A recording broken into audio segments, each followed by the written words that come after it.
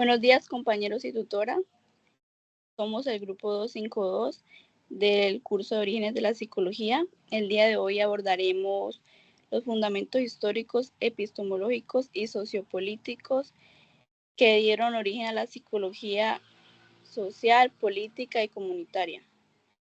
Este análisis nos permitirá comprender especialmente el contexto de la posguerra europea, que surgió a la necesidad de comprender los comportamientos del ser humano científicamente. Le doy paso a mi compañero Brian, que nos va a explicar los fundamentos históricos. Bien, muchas gracias, compañera, y así es. Voy a comenzar diciendo, o más bien recordando acerca de la línea del tiempo. Creo que todos analizamos y comprendemos esto. Es que todo comienza en 1897 con un experimento realizado por un hombre llamado Norman Triplet, el cual se basaba sobre la facilitación social.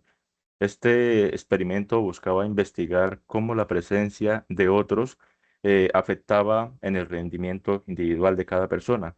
Después de esto, en 1924, un hombre llamado Floyd Allport define que la psicología social debe ser conductista e individualista. Pero el verdadero salto ocurre tras la Segunda Guerra Mundial, como lo relata Marín Sánchez. Tras el horror nazi, todo lo que se vio en aquella Segunda Guerra Mundial, el mundo necesitaba entender acerca de la obediencia y el autoritarismo, es decir, acerca de la obediencia ciega de algunos humanos hacia autoridades. Aquí es donde nacen experimentos icónicos como el experimento de Milgram, el cual nos demostró el estado agéntico, el cual nos dice que una persona obedece a una autoridad y se percibe a sí mismo como un agente y ejecuta los deseos de esa autoridad. Y todo esto transfiere la responsabilidad moral de sus actos a dicha autoridad, dejando de lado sus propios valores. Se da todo este contexto y se buscan leyes universales, pero se creía que lo que funcionaba en un laboratorio de los Estados Unidos podía funcionar también en Europa o en cualquier parte del mundo. Este es el contexto, o más bien el origen de esta disciplina, una ciencia de laboratorio que buscaba predecir la conducta humana ante la presión social.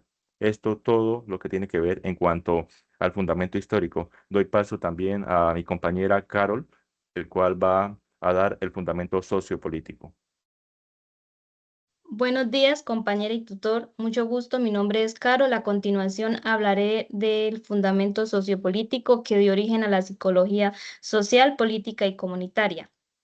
El fundamento sociopolítico se basa principalmente en la transformación social, justicia y el empoderamiento de comunidades. Se encuentra en las profundas transformaciones provocada por la se encuentra en las profundas transformaciones provocadas por la Segunda Guerra Mundial y la posterior reorganización del orden mundial, la crisis de los sistemas democráticos, el surgimiento de regímenes totalitarios, la manipulación ideológica y la polarización de la Edad Fría generaron la necesidad de comprender cómo la autoridad, la estructura social, influyen en el comportamiento del ser humano.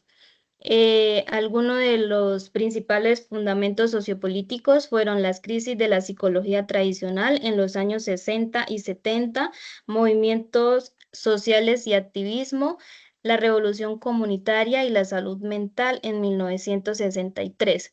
Psicología social comunitaria se basaba en el fortalecimiento de la comunidad, la autogestión, la participación ciudadana y la transformación de la realidad local. La psicología política se centra en el análisis de fenómenos como la ideología, la participación política y los efectos de gobierno en la psicología social. A continuación le doy paso a mi compañera Madeline. Ella hablará del fundamento epistemológico. ¿Listo? Gracias, Carol. Bueno, Desde el punto de vista epistemológico, la psicología social, política y comunitaria nace por cambios en la forma de entender al ser humano y su relación con la sociedad. Desde la antigua Grecia, pensadores como Platón y Aristóteles ya reflexionaban cómo el individuo se relaciona en sociedad.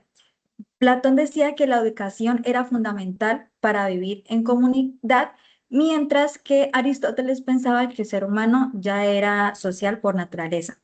Más adelante, en el siglo XIX, pensadores como León comenzaron a explicar que las personas cambian su manera de pensar cuando están en grupo. Esto fue importante ya que a partir de aquí se empezó a explicar el comportamiento social de una manera más científica. En el siglo XX, pensadores como Alfred y Stack plantearon que la personalidad no se forma sola, sino es a través de relaciones con otras personas. Luego, Marx propuso también que es importante analizar cómo la sociedad y el poder influyen en las personas. Finalmente, teorías como el locus de control y la teoría de identidad social ayudan a entender cómo las creencias y los grupos a los que pertenecemos influyen en nuestro comportamiento.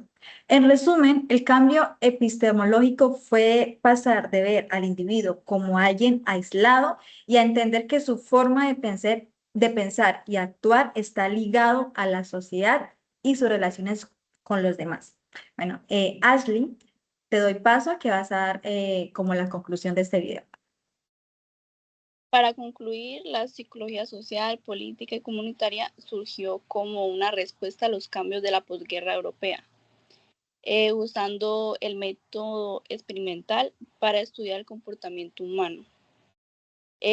Con el tiempo, amplió su enfoque más allá de un laboratorio, entendiendo que las personas están influenciadas por su entorno social y político. Pasó de centrarse solo en el individuo, sino que también en comprometerse con la transformación social y el bienestar colectivo. Muchas gracias por su atención, compañeros y tutora.